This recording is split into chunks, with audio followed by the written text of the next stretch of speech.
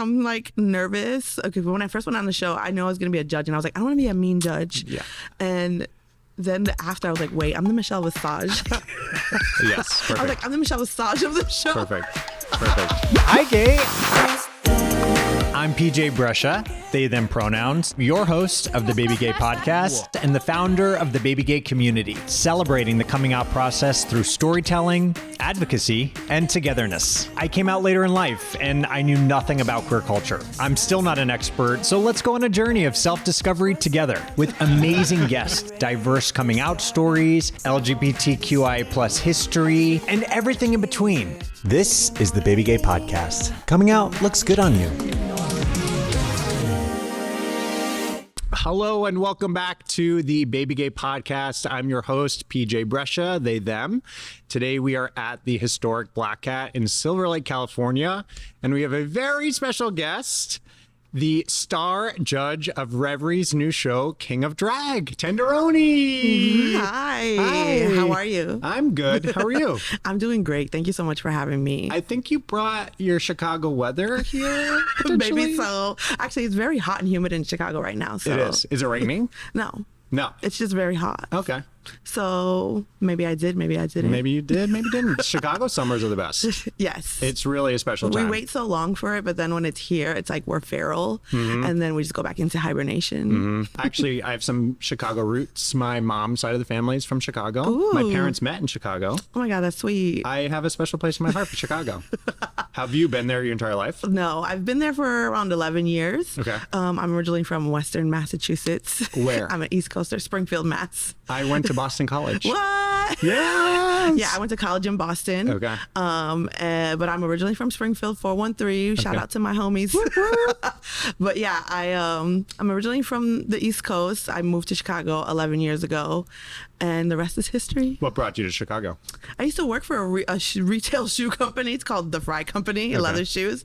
And, I was a typical lesbian. I was a stock manager. Yeah. I was, just like counting shoes, being all butch, carrying boxes.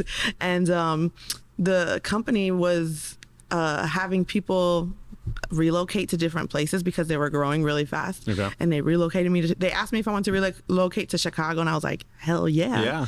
So now I went to Chicago, and then I started doing drag, and now I don't work retail anymore. There you go.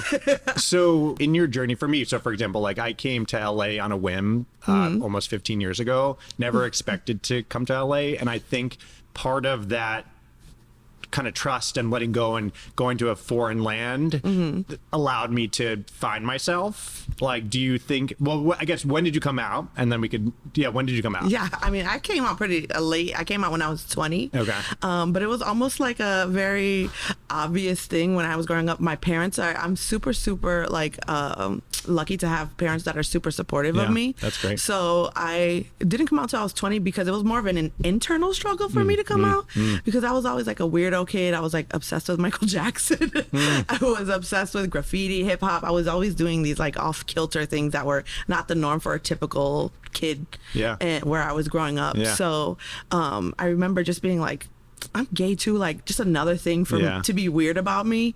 But my coming out story is kind of funny because my mom, I mean, I had dated boys in high school. I was very much like, let me try everything. Let me see like what happens. And I had boyfriends.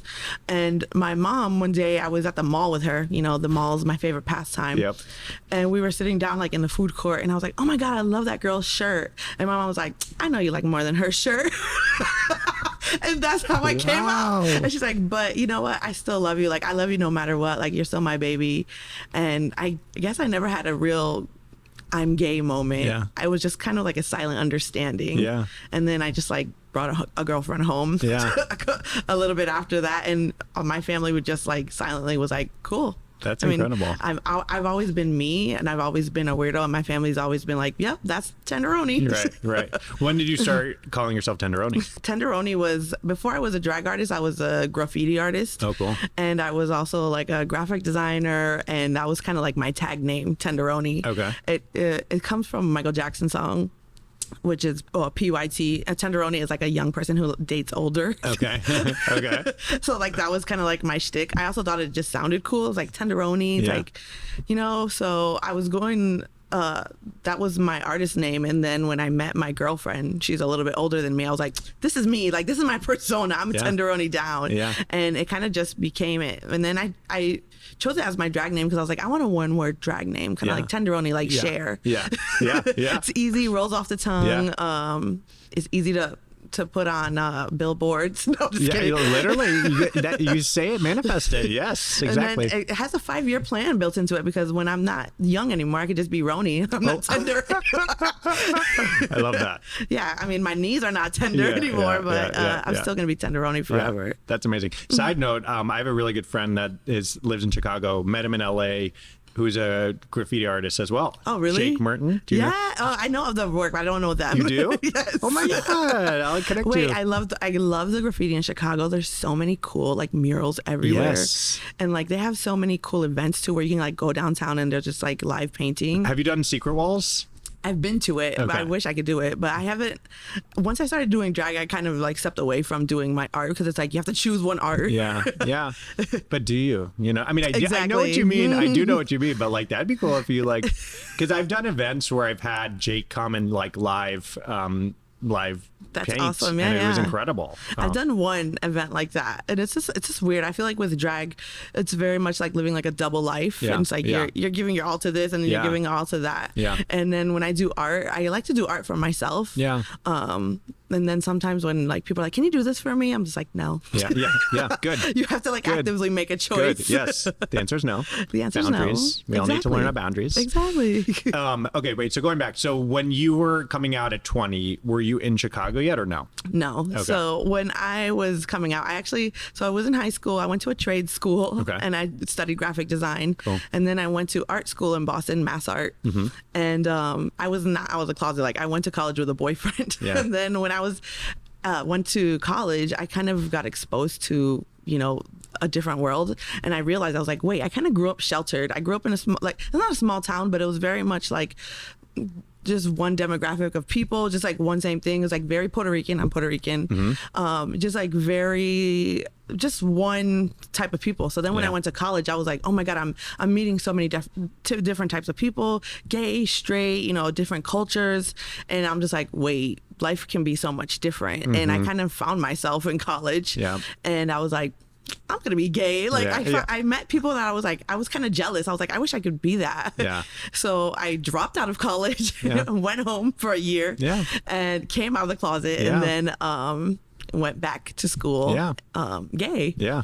And I mean, I don't look down on my coming out stories that like I always think to myself like I wish I came out earlier because I could have had like fun, but I mean, I also wouldn't change it. Totally. Mm-hmm. That's I have the same. I have things. I came out at 27, so it was like, I wish that I had that like really young gay person experience. But I'm a believer that everything happens for a reason. So I don't. That's not possible, and it's no point in dwelling on that. So I also feel like sometimes when people come out later, it's like I kind of saved myself from the teenage gay trauma. Yeah. So it's kind of like a double-edged sword. Totally. I have Puerto Rico connections as well. Yes. My brother-in-law is Puerto Rican, and my sister and him got married in Puerto Rico. Yes. The same cathedral that J.Lo and Mark Anthony got married in. Oh my God, love it. That's so iconic. Shout out. I have not been to Puerto Rico in so long. I need to go back because I'm like, I'm obsessed with Puerto Rican food. Yes. It's not good for me, but it's so good for delicious. Me at the same time. Yeah. But I have not been to Puerto Rico in so long. Last time I went, it was literally like after a huge rainstorm and we couldn't do anything. So we're just going to eat. Yeah. It's amazing. The food is so delicious. Mm-hmm. So most of your family is where? So my family is all still in Massachusetts. Okay. I'm my parents were born here. My grandparents were born in Puerto Rico. Okay. So I always say like I'm a no sabo kid. So I can speak Spanish, but it's very like broken Puerto Rican Spanish. I can understand it totally. Yeah. But I always am like yearning. I'm like I wish I could speak Spanish like so fluent. My girlfriend is Colombian, and that's very different type of Spanish. Like very proper and very like the most proper version of Spanish. So I'm always like, damn, I wish I could like speak like that. But I'm also proud of my no sabo roots too. Yeah, it's flavor. Everyone has a unique take on it, and that's what's the beauty of our different cultures. And it's like we should all embrace those unique cultures and not try to like change them. And but what's funny is like in drag, when I first started doing drag, I was very much like my theme is very much like 90s nostalgia. Like I love all that. But I've kind of in the last couple of years, I've kind of more leaned into my Latin roots, and I've been performing like, right now I'm in my Bad Bunny era. I saw that. Same. Exactly. I'm just like, oh my God, wait, do I want to be him or do I want to be with him? Right. Bad lesbian. But it's just, I've really tapped into that because it's so much fun. Like one of my performances that's like my signature is Gasolina. Oh my God. It delivers every time. It is the best. I was playing Gasolina in my basement in high school. Also Missy Elliott. I saw you're a big Missy Elliott fan. Yes. We really are one in that because I think we're the same age. Yes, I think we're roughly the same age. Gasolina, Missy Elliott, basement, high school, like shout out the to bangers. Those early 2000s bangers, you cannot deny them. No, seriously. I just saw Missy Elliott at Coachella this year and it was just like the best. Yeah, I saw her in her tour in Chicago. I went both nights. Yeah, that's right. That's right. That's like that's my drag mother, low key. Yeah. Missy Elliott is like such a big part of my upbringing. My mom always tells me, she's like, that's when I knew that you were like not a girly girl. Yeah, because I used to beg my mom. I'm like, please, mom, can you buy me this Missy Elliott outfit? And it's like a oversized like plastic tracksuit. And I specifically remember like crying and be like, my pants are not baggy enough. Like, I don't want them to touch my legs. And my mom was like, girl, you're not Missy Elliott. And I used to like beg her to like, please, can you do like, I want her hairstyle. I want these finger waves. And my mom's like, you're not black. Yeah. I was like, okay, real. Right, But okay. I'm like, but that's still mother. Right, exactly. Well, okay, two things. Wait, what is Missy Elliott's sexuality? Do we know? I have no idea. I mean, technically she's straight, but I don't want to put anything on her. Yeah. But so she's never come out? No. Okay. But all of her songs are about boys. Yeah. There's also like, there's masculine straight women. Yeah, totally. But she's also just like herself, which I love too, because I kind of identify with that. Yeah. Being kind of ambiguous. Yeah. She's always just like rocking whatever she wants to wear. Yeah. And then she's also always about rhinestones, which I really love too. Yes. I saw that. She's just like so iconic in her field of work. Also being like one of the only women to like have all these accolades in hip hop is so very instrumental to my career, because I was just like, that's what I want to be, Missy Elliott, but like drag king. Yeah, totally. But it feels like the industry, like everyone loves her. Like she doesn't. I mean, this could just be my naivete, but like I don't think she has beef with people. Yeah, definitely not. And like she is just, it's definitely like a crossover artist where it like goes beyond genres, generations. Yeah. When I like see someone who thinks like Missy Elliott's corny, I was like, you're dead to me. My God, literally. Go away. Yeah. Exactly. So, she's always gonna be number one. I agree. What I really love about you is how you're more about like one love. Like why are we dividing? Drag queens, drag kings. Like, why don't we come together as one? I know that's been kind of a touchy thing in the industry. Let's talk about that, because me too. I'm like, so something that I was surprised about when I was coming out was like how divided the queer community is. Yeah. And that just is not that's not my personality. We should all be together. We're all on the same team. Like, we have bigger fish to fry here, people. Like, we are on the same team. Hello. So let's talk about that, like the drag culture. Tell us, well, let's dive into the show first. King of Drag, so exciting. So exciting. Tell us more.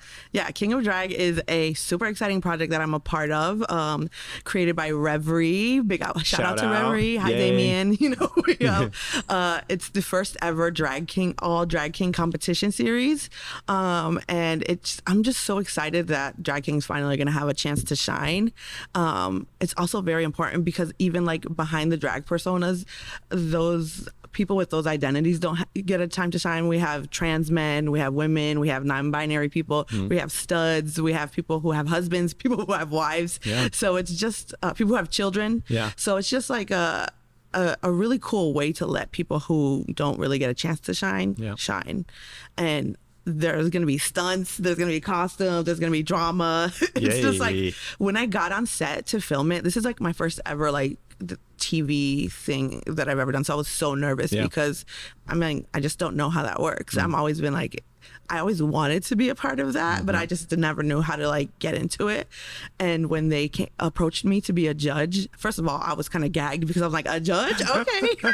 But then after, my girlfriend was like, yeah, judge. Yeah. Because I'm very much like imposter syndrome. Sometimes I'm like, I don't realize the things that I've done are kind of cool. Yeah. So, when they asked me to be a judge, I was like, you know what? Hell yeah. I would love to be a part of this. And then when they also attached Murray Hill to it, who is like, you know, one of the icons of drag kings, I was super excited too. And when we got on set, it was just like a love fest. You know, drag kings love each other. Yeah.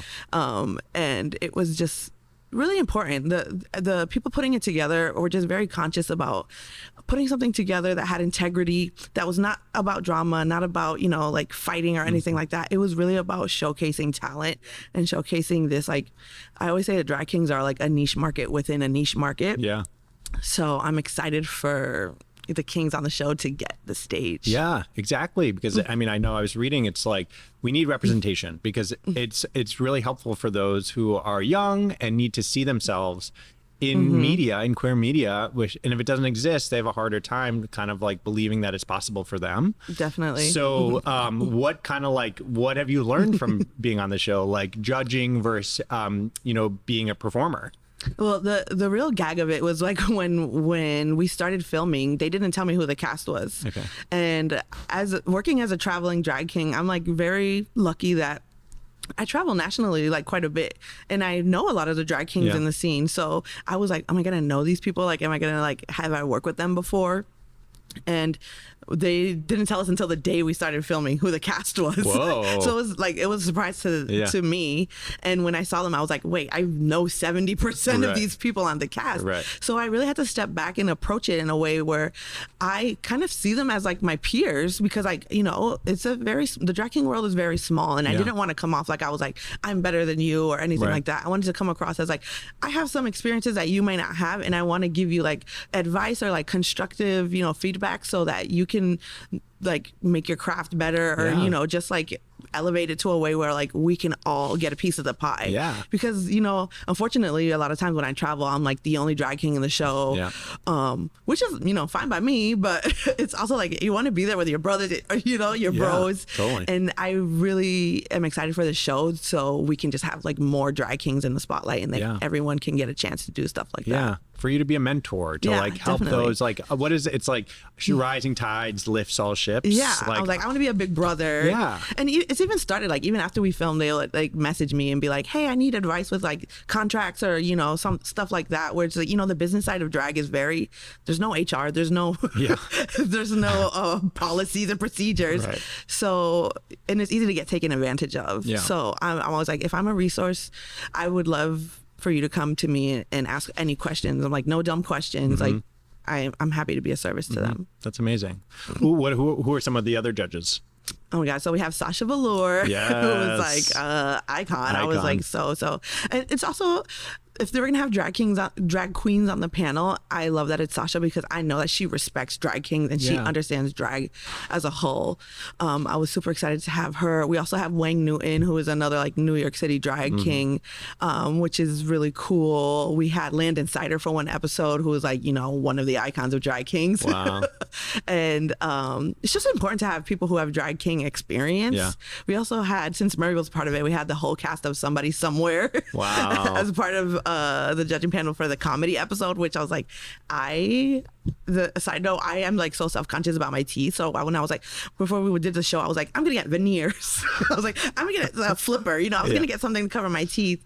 And then I was just like, whatever, I was just gonna get over it. Yeah. And then as soon as we got on there with Murray, the first thing he does is like make you laugh, and I'm like, there's no way I'm hiding my teeth on this show. Yeah. But it's like, it's a cool experience. It's very surreal. I'm still, we did it so we like filmed all episodes in 6 days. Whoa. So it was very fast. Wow. I'm so impressed with the kings. The challenges were really hard, and I was like, they really turned it out. Yeah. I'm excited for the world to see it. That's incredible. I mean, you've had some like incredible guest judges too, like superpowers. Yes. Like, oh my God. Talk about we them. had like Lisa Rinna for the finale, Yes. which I was like, I am a Real Housewives diva. So I was just like, oh my God. Yeah. And she showed up like in like a suit, like very androgynous. I was like, hey, Harry Hamlin.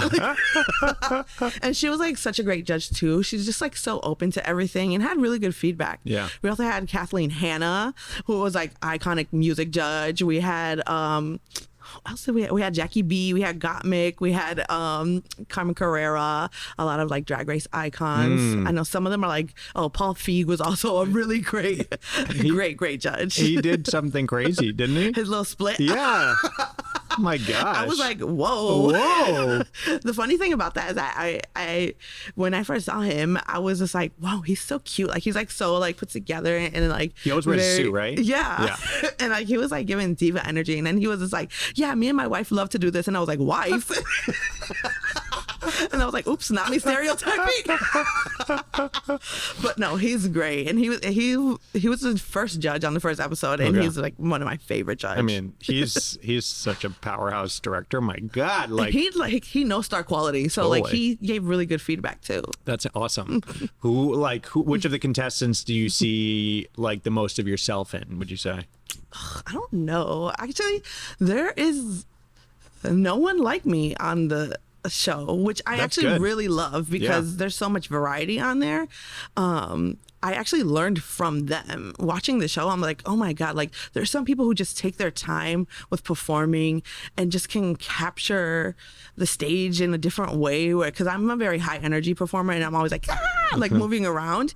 And a lot of the kings on the show are very good with like, conserving their energy and you just like really taking the moment to have the stage to themselves and just capture your energy and your attention. And there's just so many moments on the show that's gonna happen where I'm like, I know I'm the judge, but I'm learning from you guys. Yep. And it's just so refreshing to be able to see that on a stage like all together. It was very emotional. Yeah, totally. It was just like so positive. So I'm so happy. That's exciting. I'm excited to see you on Sunday. Oh my God, me too. Hosting. Yay. I'm like nervous. Okay, but when I first went on the show, I knew I was going to be a judge and I was like, I don't want to be a mean judge. Yeah. And then after I was like, wait, I'm the Michelle Visage. Yes, perfect. I was like, I'm the Michelle Visage of the show. Perfect. So I'm excited to host the premiere because it's going to be insane. Yeah. We're doing a live viewing. Yeah. All the kings are also performing. Wow. So it's going to be a good show. I'll do a little number too. I'll do a little ditty. Yay. It's going to be fun. It's going to be a dance party, I think it's just like a way to like introduce the kings to the world. Perfect. So when does the show premiere? Just so we have this. The show premieres June 22nd on Revry. I think it is 8 p.m. CST. I always know the CST time zone because that's where I'm from. Yeah. And there are 6 episodes. Great. It's going to be a doozy. Great. It's on Revry. Make sure to download the app. Everyone's like, what's Revry? I'm like, it's a free app. Yeah. Make sure it's free, and it's free globally. So you can see it in a lot of different countries too. Great. My in-laws just downloaded the app, and I didn't know that they had my picture as the banner. Wow. On the app. Yeah. So she sent me a picture of them just sitting in front of the TV, and it's like a picture of me. It's so cute. That's amazing. That's incredible. You're going to see big things from this. I was like, oh my God, but very surreal, awesome. Very cool. That's very cool. We always dive more into the coming out story. So it's like, what was something that you kind of would give your BabyGay self advice? Like the goal is to kind of use this platform to help people who are still struggling in the closet, to kind of see themselves. For me, I came out later, and it wasn't until I saw myself in someone that was further out that I could feel this sense of like security that I'll be okay. Like, what advice would you give your BabyGay self? Every time I hit the stage, there's somebody in the crowd. When they see me, they see themselves.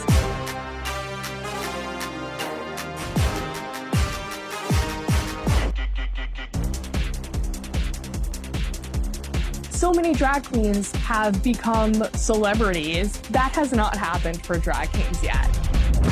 today's episode sponsored by Revry, an LGBTQI plus streaming network dedicated to providing authentic and inclusive entertainment that celebrates the diversity of the queer experience.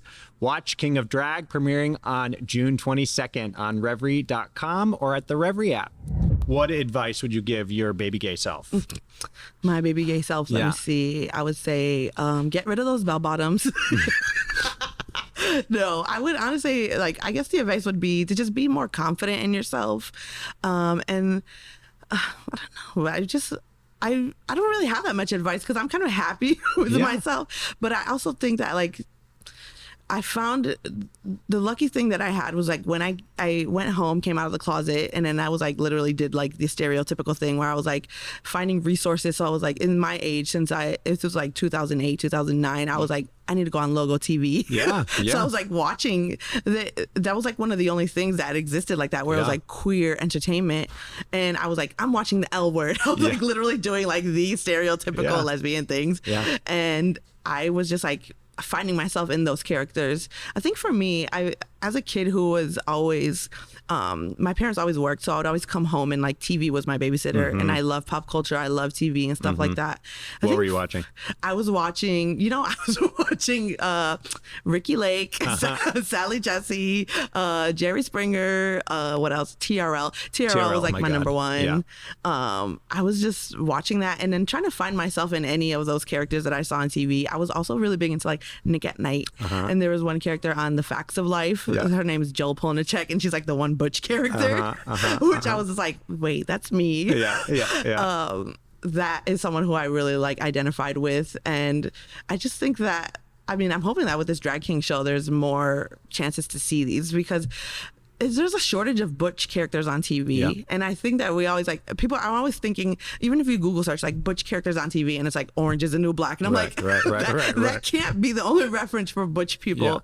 Even in media, I was really excited when they had the Shay Diaz character on and Just Like That. And then I was so mad when they gave them that storyline of being an annoying person. I was we never get specifically Latin butch people on television. I'm trying to think in my head if I've seen it, and we don't get it. And I was that was such a lost opportunity to just have a character. Why can't they be the female Stanford? Or the non-binary Stanford, or it's just, I feel there's a shortage of butches in media. That also happens to me too, because I identify as a woman out of drag. I am cis, and is a shortage of that in the drag king culture. It's almost sometimes I'm scared to tell people I'm a girl. Because everyone just assumes that you're, I guess it's a shortage of women in the queer nightlife scene, and but I'm secure in myself, and I'm old enough that I'm fine with being a part of the umbrella.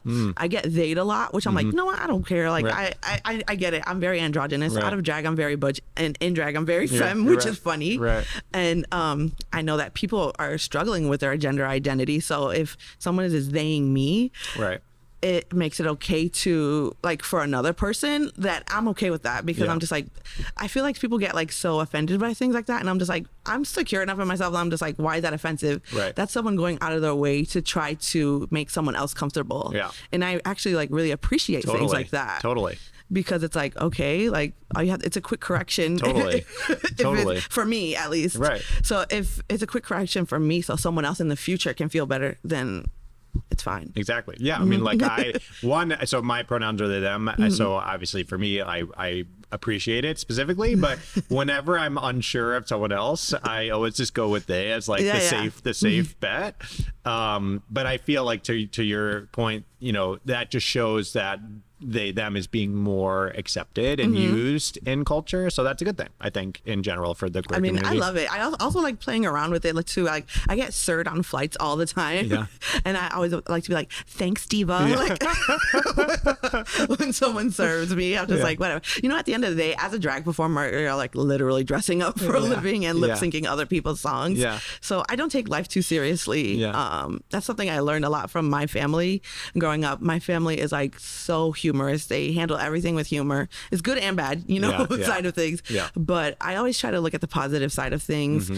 And I just don't like to put energy into negative things. Yeah. If something negative happens, I'll like, spiral about it for a couple hours and then I'm just like, I'm over it. Me too. Like that's, I just want to, negative, you can control things by your mindset. So it's like, if you try to stay positive, like I'm actually in this, so I saw you're into therapy and like wellness and all that stuff. Like, so I'm into therapy too. And my therapist just put me onto this program and it's called Positive Intelligence, I believe. And basically kind of breaks everything down into like, there's your saboteurs, which are the things that we all have and we like categorize, and there's different ones that are like the worst for each of us, and then the counterbalance are the sage, they call it. So it's like the really positive kind of when you're when you're aligned and like things just start flowing and you're in a flow state and things just like feel like magic, like that's the sage.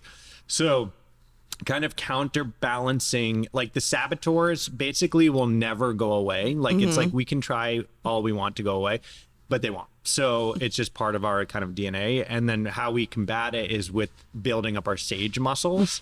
So it's just been this, it's just like program, and it's been very interesting to kind of just see everything in that mindset. Cause I've always like wanted to stay, I'm a positive person. And it's like when you think, okay, so something bad happens. Yes, that sucks. But like, if you keep ruminating how bad that is, like you're just spiraling downward. And it's like, this sucks, but what's the positive outcome of this bad situation? There has to be something, like there is something that's good. So it's like focusing on that like minuscule part that's good and like just going with that. I don't know. What are some of your like wellness tips and tricks? Definitely like what you're saying, just like realizing like your inner self and not listen. I always listen to my internal monologue, and I'm just like, turn off, please. Yeah, my God. That inner voice is just like, that's my inner saboteur. Yeah. But definitely, I think having a community that is really helpful for that, because you can just like bounce ideas off of, or like bounce feelings, or just like not unload, but kind of just be like, I feel like this about it, and then you're just done after you get rid of it. Yeah. Having a good therapist is great too, because like as a drag performer, it's funny because I'm kind of an introvert. When I'm home, I can sit down and watch TV for like 12 hours in a row. Yeah.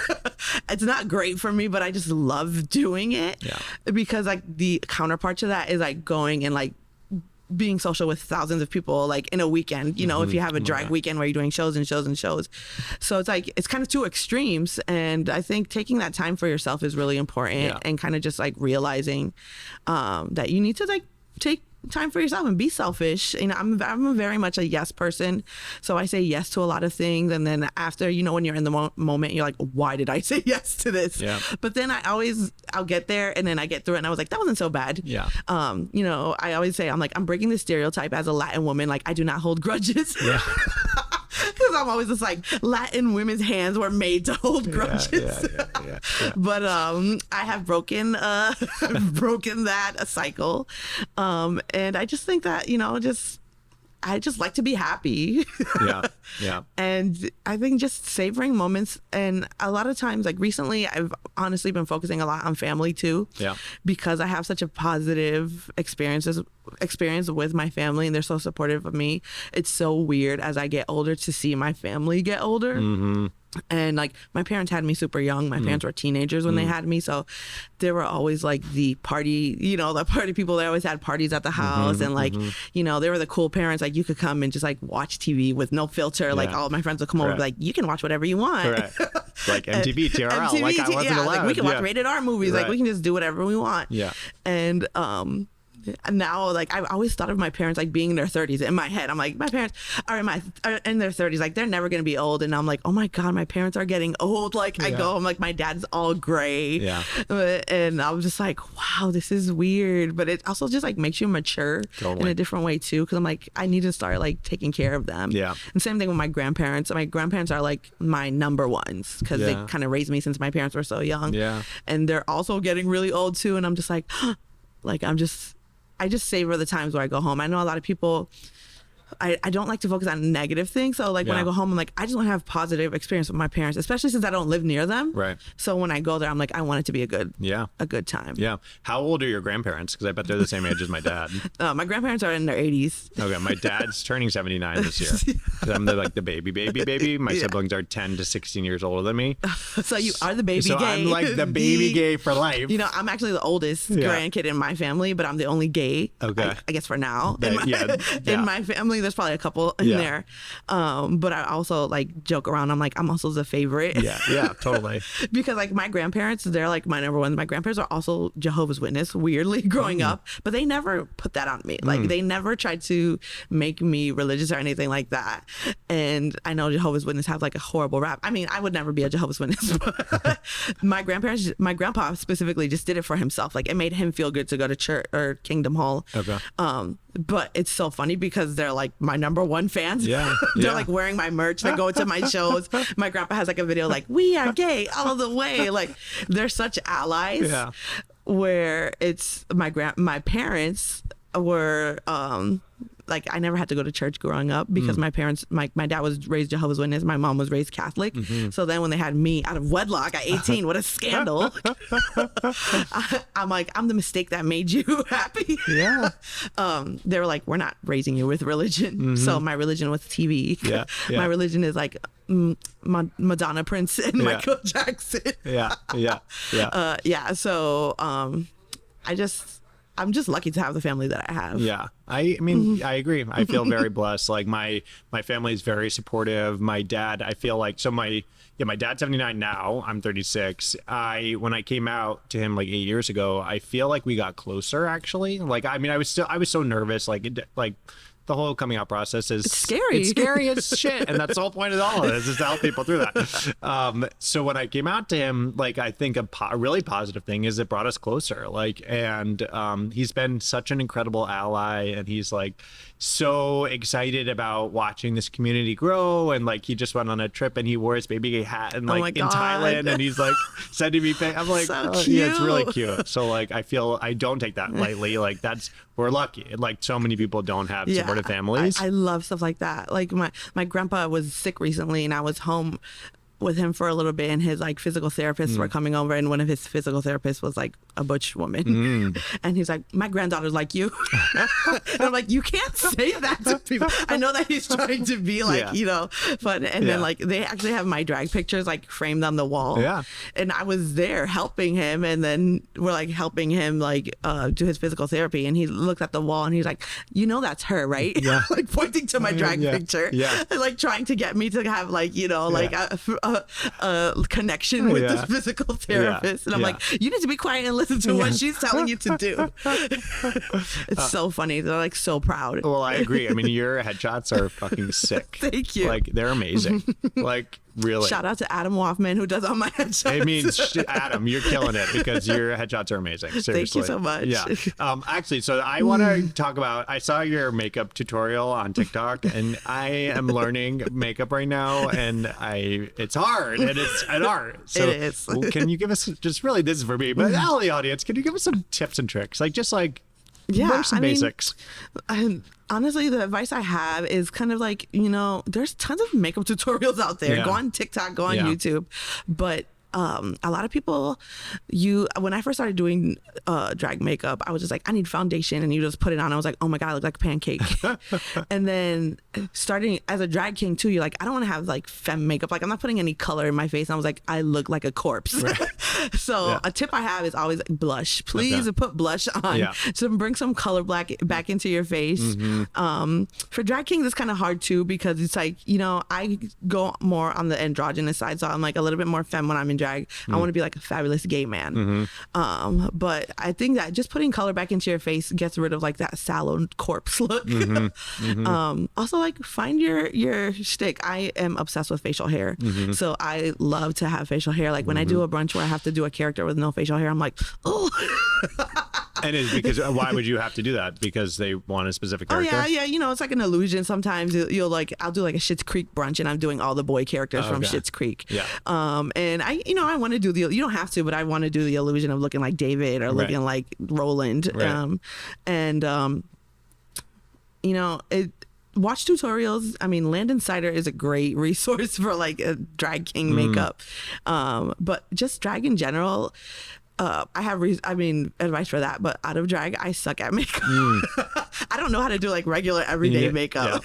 Yeah. Which I'm saying, you were talking to me about your makeup earlier. Like, you look great. Oh, thank you. I mean, I got some tutorials from the people at Sephora. Shout out Sephora. Thank you for your help. And again, it's like online, but it's to me, it's like I need to do it to learn it. So it's been just like doing it. I mean, I have a crazy story. I was interviewing the mayor of West Hollywood.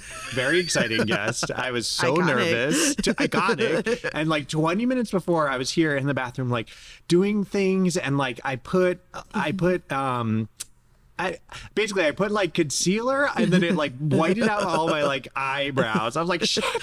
So then I like put like a black the eyeliner to like put in my eyebrows to give some blackness back to that, and then it just became, I was like, it was chaos, and it looked so bad, and I was like, why did I do this now? Makeup is so scary because sometimes if you like go too far, there's like no going back. Yeah. I was like washing my face, like it was a disaster. It was like a comedy. I felt like I was on like a comedy show. One thing I'm self-conscious about in drag is I don't wear lashes. Okay. Which like a lot of drag performers like, you have to wear lashes, and I'm kind of like trying to work my way up to it because I kind of have like, I don't have gender dysphoria, but I have drag dysphoria. Yeah. So sometimes when I put lashes on, I'm like, I look too girly. Yeah. Okay. Like, I'm still a drag king here. Yeah, right. Like me personally, I'm just like, oh my God, I feel like I look like the bug from A Bug's Life, the ladybug. That's like, like super feminine, just like, hey, has like a deep voice. Yeah. Someone has told me I look like the matchmaker from Mulan before. Which I'm like, you know what? They're fierce. So. Yeah. Okay. I get Lord Farquaad. So oh my God. I've done that character before. Yeah. It's the 5 o'clock show. Yeah. But you know what? You're like a fierce Lord Farquaad. Thank you. Yeah. I mean, makeup is scary, but I just have fun. I think a lot of like the young generation of gays, they're so, everything is like online. Everything is like perfect. When I first started I started doing drag like 2015, 16, which kind of was the Instagram era. Yeah. Like, I was like, don't be afraid to be ugly. Right. Everyone like, drag was so much funner when you were just ugly. Right. Like, it was just like, no inhibitions. You were just like doing stuff to do it, just living your best life. Yeah. Don't be afraid for an ugly face. Don't try to be perfect right out the gate. Yeah. Experiment. I also recommend like having someone who you want to like emulate and then kind of making it into your own. Like a lot of my idols are like 80s pop stars. I love like George Michael. I know. I wore this outfit for you. So I love George Michael. Like the beard is iconic. Like he's so the quintessential like 80s hunk. Yeah. But then he has like the gay mystique in him too. Right. Which we love. But he's also someone, it's like very rare for me because I love facial hair. It's very rare for someone to look handsome without facial hair. And he can do both. But I always want to like emulate that look. I also really, since I'm an artist, Patrick Nagel, who's like famous for those 80s, if you like the window designs in like a nail salon, it's like that always that 80s pop art. Like that's Patrick Nagel art. He's famous for having Nagel girls. It's always women, and I'm like, I want to be a Nagel boy. Yeah. So like that's kind of like what my aesthetic kind of is. Find an aesthetic and like kind of stick to it. Yeah. I love that. So who have been kind of your inspirations in the drag space, like in your career? Oh, I think it's hard. Like I have so many inspirations because starting drag in Chicago, I actually started drag like in the really huge moment because I moved there right when like Kim Chi was getting on Drag Race, Shea Coulee Trixie was performing at like the bar that I used to go to. There were all like these Drag Race legends like moving up in the scene, and I was like, wow, I got to like experience them before, before and after Drag Race. Yeah. But a lot of inspirations that I have are, Chicago is also very famous for Miss Continental, which is a very iconic drag pageant, and it's mostly like trans women, and it's been around since the 80s. So it's like a very, very rich history of drag and trans, icons and stars. And I'm very fortunate to be able to just like work with these people who've been doing, drag for so long, and kind of like really seeing their journey and their struggle. And just like, I feel so like, honored to even be in the presence of some of these people. Someone who I really love is Mimi Marks, who is like a former Miss Continental. She is so beautiful, so gorgeous, so professional, someone who you just like watch perform and you're just like, wow, like it's so effortless. And it's just like, sometimes I think to myself, like, I can't believe I share spaces with these people. Another person who was a big inspiration to me is this drag king, Dusty Balls. I always say he's my drag father indirectly, because I used to stage manage for shows before I did drag. I always say I was like a front row diva. I would start like in the front row, like, I love this show. And then I worked my way into like stage managing. And he was the first drag king I ever saw live. And I remember seeing him being like, wait a second, there's like the other side of this. Because I always loved drag my whole life, drag queens, drag, but I never had seen a drag king. And he kind of inspired me to start doing drag, and then the rest is history. Yeah. I'm not familiar with Miss Continental. Can you tell us more about kind of like what is that pageant like? And it's a really it's a drag pageant, one of the first of its kind, because there were always pageants around that were always for like cis men who did drag. And Miss Continental kind of was the first one that allowed trans women to compete, and now is essentially the premier drag competition for trans women. I mean, cis men are still allowed to compete, but the divas are taking over the stage. The dolls are dolling. And it just has such a rich history, because since it's been around since the 80s, it's just like these icons are still around. And I think Sasha Colby is a former Miss Continental, Brooklyn Heights is a former Miss Continental, Naysha Lopez, Roxy Andrews is a Miss Continental Plus. So there's like a lot of drag race stars have come from that. But I really learned from like the people who you're like, oh wait, sometimes you'll meet someone out at a bar and you not realize that you're talking to like a legend. I also had the honor of, she just passed away recently, but the very first Miss Continental was Chili Pepper, and she was so sweet and just gave me like the greatest feedback and advice. And she was just like, you look great, like you don't stop being yourself. That's what she told me to. And it was just, and these are people who are pioneers in their craft, and these are people who, trans women who are like talk shows in the 90s, like they were on Phil Donahue, they were on Jerry Springer, they were on Murray, they were on Geraldo, and people who are really like the pioneers of the trans movement, trans rights, putting themselves in danger, and they're just like icons in the scene. And I really think that they need to, they need their pedestal too. Totally, 100%. What's the format of that pageant? I mean, it's just like any other pageant. I think it's like a talent, their swimsuit. It's like 3 days. Oh, wow. Okay. I've been to it once in person, but you can see all the videos online. So if you just go online, they have a huge resource of all of the archives. You can watch like Miss Continental 1984 on there. It's also like, it's humbling to see too, because you can see a lot of it was through the 80s and 90s. So you can actually see like the AIDS epidemic happening. And it's like, just like the importance of seeing the journey of the movement and these people who live these lives. And I always respect my elders in the drag scene, because I'm always like, these are the people who paved the way for us to have the rights that we have today, for everyone to just like live effortlessly gay. And I just respect them so much. I'm like I'm such a hag. Like I always say, I love hanging out with older people. And I love listening to stories, like picking their brain. So go watch Miss Continental videos on YouTube. Yes, I mean, I'm going to for sure.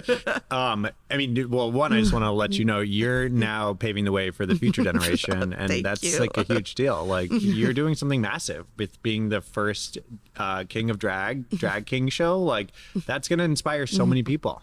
I'm so excited. I mean, what you're saying is like so true. It still hasn't clicked to me. Yes. But I mean, it's kind of scared, because like once you do something like this, you immediately become like a mentor or like someone who has to, and I'm just like, oh my God, I'm scared. It's scary, but it's exciting. I just want to I want to be the best for for the people. So I always think of, like, a lot of people don't know what a drag king is. So when I interact with someone, I always think of it as almost like a job interview, like putting my best foot forward and being like, hey, this is what this is. This is what that is. You want to explain? Let's explain to the audience who might not know. And like, essentially a drag king on paper is a male impersonator, but it's so much more than that. You know, it's just like an entertainer. It's, you know, performing masculinity in a way that's not toxic, which is very hard to do. And I think the show is going to showcase that very, very well, because there's such a spectrum of different drag. There's comedy, there's like sexy drag, there's someone who does like, you know, circus drag, there is hip hop drag, there's like, so it's just like so many different things that it's just I'm excited for it to come out. I think I said that like 20 times this podcast. Me too. I'm excited. I literally can't wait. Sundays, baby. Sundays on Revry. I already see like bars around LA having their watch parties, like getting ready for every Sunday to come watch King of Drag. So cool. Make sure to book the kings from the show to go to your watch parties. Yes. Because you want to have that knowledge, that, you know, the backstage tea. Exactly. You speak of tea. Give us just a little tea from set of King of Drag. Just a little. See, a little tea. There's definitely going to be drama. Okay. There's definitely going to be maybe an episode with some tears. Oh. Let me see what else. There's going to be some stunts. Great. There will be reveals. Yes. There will be camaraderie. There are 6 episodes, and there is drama every episode. So stay tuned. You know, as a judge, it was so weird doing the deliberation, because I was just like, I don't want to hurt anyone's feelings, but like, I hate those shoes. So I was just like, how do I say this in a nice way? I was literally going home every day after filming and like Googling like how to give feedback in a nice way. Good. That's good. So yeah, I mean, just get ready. It's going to be stunty. It's going to be cunty. It's going to be very cute. And I think there's some kings that everyone's going to fall in love with. Ooh, I can't wait. Okay, so our next segment, we're going to do some rapid fire questions. Okay, Here I'm we ready. go. Favorite 80s bop to lip sync to? Tell It to My Heart, Taylor Dane. Yes. Chicago snack you're obsessed with? Chicago hot dog with everything on it. Ooh, what is that? What's a Chicago hot dog? Chicago hot dog has a tomato, it has a sport pepper, it has pickle relish, and absolutely no ketchup. No ketchup. It sounds weird, but when you eat it, it's really good. Okay, I'll try it. Dream collab once King of Drag reps. Dream collab once King of Drag. I want to be on TV with Murray Hill. Wait, that's already the goal. Yeah. Wait. I guess my dream collab. Okay, doing a song with Missy Elliott. Oh my God, yes, that would be amazing. Amazing. Manifest that. Yeah, let's go. First drag king you ever saw perform? Dusty Balls. Okay, Dusty. Chicago, Illinois. Yeah. One word that describes your drag. Nostalgic. Okay.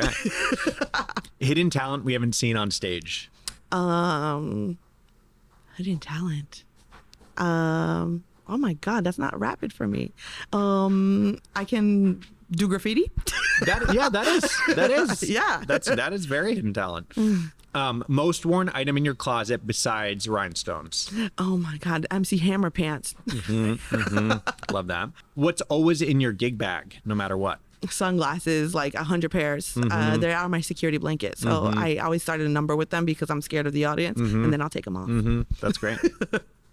Chicago deep dish, yes or no? Ooh, I can only have that once a year because it's so heavy, and you know, once you have it, you just had it. So I'm not a huge fan. I'm not either. Like I know it's controversial, but like it's more expensive, it's heavier, it's just. I'm also an East Coaster, so like New York style pizza is unmatched. Sorry. Yes, I agree. Favorite part of drag king culture right now?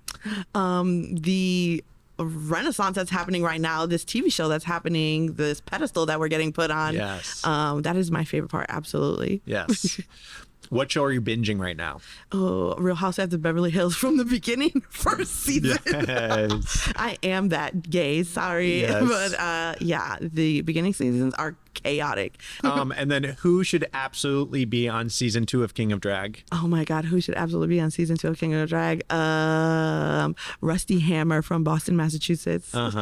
Look him up. Okay, will do. And you, obviously. Oh, obviously me. Duh. It's built in the contract. Duh. No, just kidding. What are some of your future goals personally and professionally? Oh my God. You know what? It's funny that we're on this podcast because I want to do a podcast. Great. I want to call it the Roni Report. I love that. I kind of want it to be like, you know, What You Packin', where Michelle Visage like interviews the contestants that are eliminated. Like I want to do that to the drag kings. That's good. On the show. But I also just love pop culture. So I would just love to just talk about pop culture on a podcast. I would love to have a podcast. I love to do music. Yeah. I would love to just own a house. Yeah. Oh, good. Go same. Same. Yes. Exactly. All right. Okay. So then we're on our final segment. We call it My First Time. Yes. So this is where we share, this is for people who are still struggling in the closet, and we share our first queer kiss, queer crush, queer date, queer sexual experience, if you want to kind of like demystify the clunkiness of that. Because in the beginning, it really is clunky. If anything comes to mind. I mean, I thinking about my first queer crush, it's kind of like a funny story because it's like not even someone who I had interacted with. Growing up, my favorite movie was To Wong Fu, Thanks for Everything, Julie Newmar. So growing up watching that, I was just like, I love this. Like, I love these drag queens. Like, thinking that drag queens just like travel in full drag all the time. Yeah. And my first crush, I think I was like 7 watching it, was literally John Leguizamo at the end of To Wong Fu, where she's like, as Chichi Rodriguez coming down with like the short wigs, like beautiful Latina woman, like coming down with the spit curls, and I was like, I think I'm in love with her. Which is funny as hell because I'm like, that's the first woman I ever fell in love with was John Leguizamo as Chichi Rodriguez. I mean, also like my very meta. Also like my 7th grade teacher, I was in love with her too. Yep. I remember someone asked her who her crush was, and she was like, Josh Hartnett, and it like broke my. Mind you, I had a like fake boyfriend at the time, but I was just like, I'm just in love with her. Yeah.